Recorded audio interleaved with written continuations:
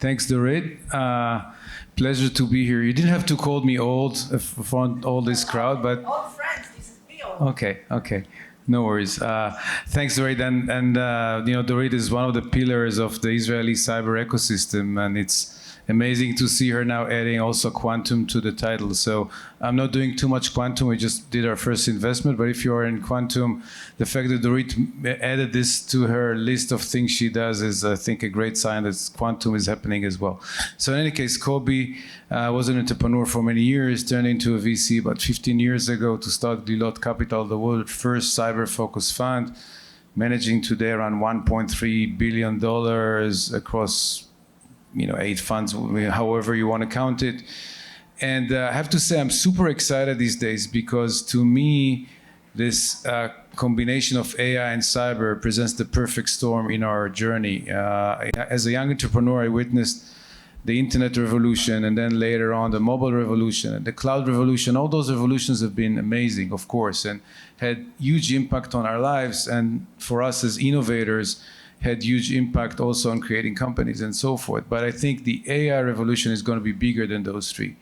Probably the biggest revolution of my lifetime. So for us, it's a huge opportunity. But even more so, I think this combination of cyber and AI together is like the perfect storm for our ecosystem. Why the perfect storm? A combination of 3 big things happening in the same time. Each one of them is unique, very unique on its own, but combining 3 things in the same time is huge. One is the cyber revolution, and cyber has been around for a while, but to me it's now stronger than it was even when we started the fund. So we started the fund with a lot of optimism about cyber going up to the right back in 2011, but now I'm even more optimistic about cyber. So the need is up, the attacks are higher, and so forth, just goes up to the right in a very aggressive way. This is one component. The second component is, of course, AI. And AI, the impact on cyber is huge, and we're going to talk about it later. And I think the third component in this perfect storm is the place of the Israeli ecosystem. We are perfectly positioned to take a hold of this revolution and take the most out of it. In terms of the entrepreneurs that we have here, the VCs that we have here, sorry, we're less important, but still it's important. The other parts of the ecosystem. So I think the combination of, again, those 3 things, cyber, AI, and the ecosystem, is the perfect storm for us to leverage. And I think looking at the next 5, 6, 7 years, it's hard to predict exactly how long it will take. A lot of great companies, a lot of great innovation will be created. So super happy to be here with my friend, not old friend, just a dear friend, Yuval. Yeah. Our young friend, Yuval, partner with Evolution. So thank you for coming and thank you for joining us. Sure, thank you very much for inviting me. My name is Yuval Ben-Itzhak. I'm partner at Evolution Equity Partner. It's a $2 billion cybersecurity fund that invests all around the world. I'm in the fund for the last 4 years, but I spent the previous 25 years old in cybersecurity as a founder of 2 companies, as a CEO, as a CTO. Seen it from the early days when, as Kobi mentioned, the internet just started and inventing the web application firewall, all the way to taking company public in the New York Stock Exchange with consumer cybersecurity. So really seen the cycles multiple times, and as we're going to talk about AI, definitely we've seen this as a beginning of a new cycle, and that's what makes AI so special, both for businesses that sees the benefit, both for the cyber defense, but believe it or not, also for the offensive operations that also taking advantage of that exact same technology. So let's deep dive into this great opportunities created by this combination of cyber and AI. The way that I like to think about it, I like to divide it to 3 different components, and each one is huge. One is protecting AI, right? So just like we protect the cloud or we protect mobile, we need to protect AI. And just this segment, the analysts, I think, have already identified 7 different sub-segments just around protecting AI. I think one great example, we have a joint company the name is Norma, that is, I think, today the leading company of protecting AI, raised $132 million just in the since started, which is like in the last 2 years.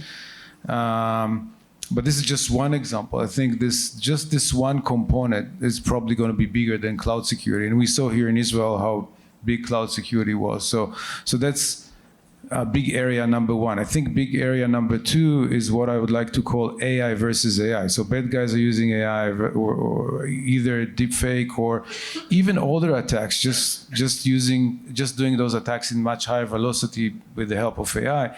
So cyber operation needs to be adapted and be much better to use AI also on the protective side. And the third part is just taking old existing domains with this cyber and rebuilding them with AI. And each one of those opportunities, I think, is huge. What are your thoughts about cyber and AI? Yeah, absolutely, 100%. I think, first of all, why there is the demand for AI. Every business, sooner or later, will adopt it because they're seeing the productivity gain from AI. You cannot ignore it. It drives your business faster. It's cheaper for you to use. So you bring in those technology and embed it in your business processes. You include your business logic inside. And that's exactly expand the attack surface for the attackers, because there's a new tech here starting from the developers who develop it all the way to the deployment stage, all the way to production.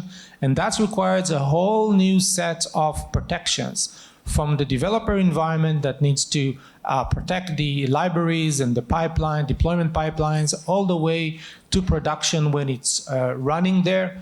And believe it or not, the same AI models that the business is using to drive productivity is the same AI model that the hackers are using, as we read on the Anthropic and the Google report that released recently.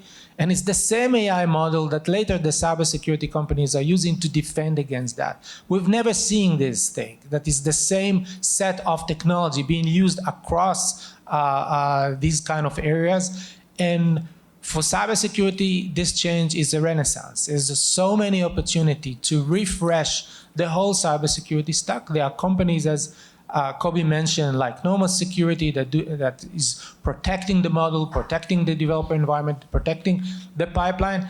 And there are companies who are protecting it in runtime, like Sweet Securities and other, making sure while you're going to production, you're running it, you want to make sure that this is protected against those bad actors that are trying to compromise that, going to manipulate your business logic. The gain that you wanted to get, they're going to compromise that. And that's quite significant, and it goes directly to your bottom line. And that's why a lot of organizations calling for this kind of technology to come in and making sure that throughout this transition that they are secured.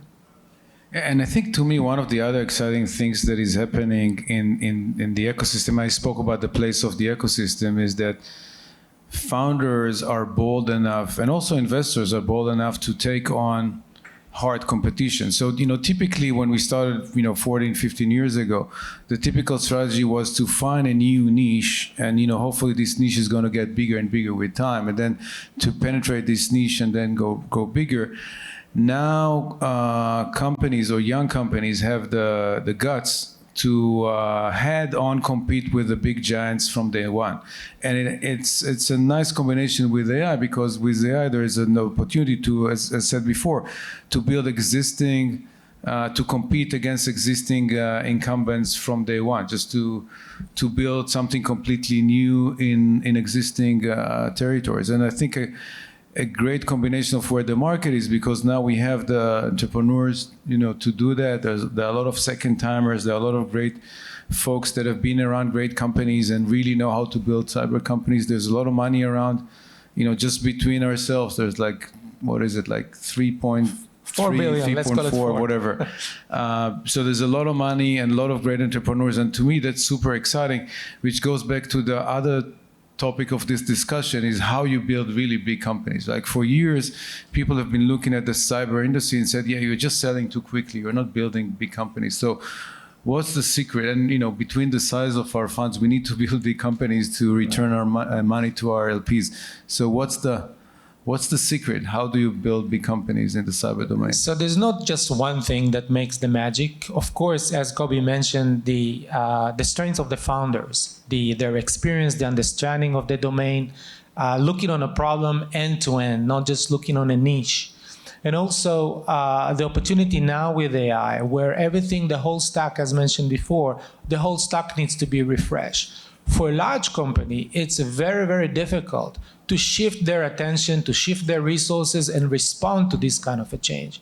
It's a much easier, relatively easier, for a young company with solid founders that have seen there, that operate in this market, with funds that can support them all the way from the very early stage when there's just an idea and a great team, all the way up as the company is growing and scaling, and being able to support them with very deep pockets throughout this journey and build the solution that the market requires. And now the market is looking for an end-to-end solution for this AI topic, and that's exactly the opportunity for a lot of the Israeli founders. We've seen this a couple of times. The ecosystem is mature, unlike any other place around the world. And as a global fund, we are looking on companies in the US and in Europe.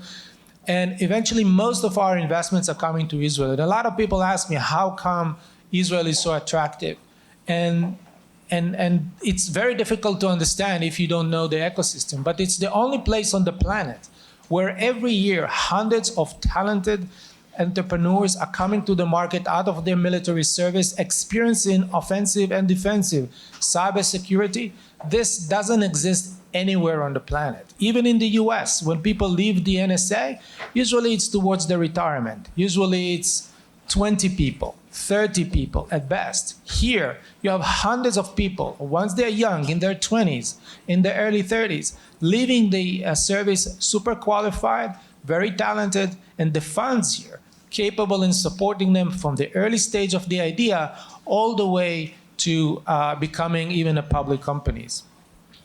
Yeah, and Gili mentioned before this combination of government stuff, or even the security stuff and the private sector, and this was part of the vision when we started Glilot. Is, to your point, there's so much huge talent in the IDF and other places.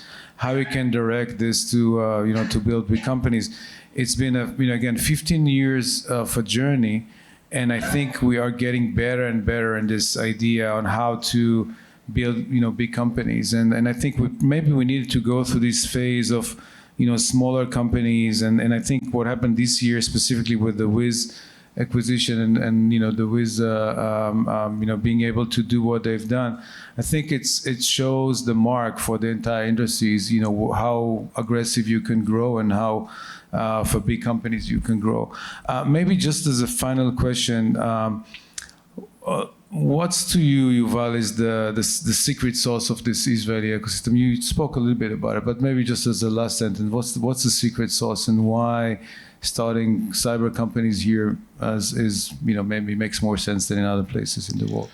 Sure. First of all, the talent is available over here. The founders, that this ecosystem around them is so developed, very different from when we started companies 30 years ago.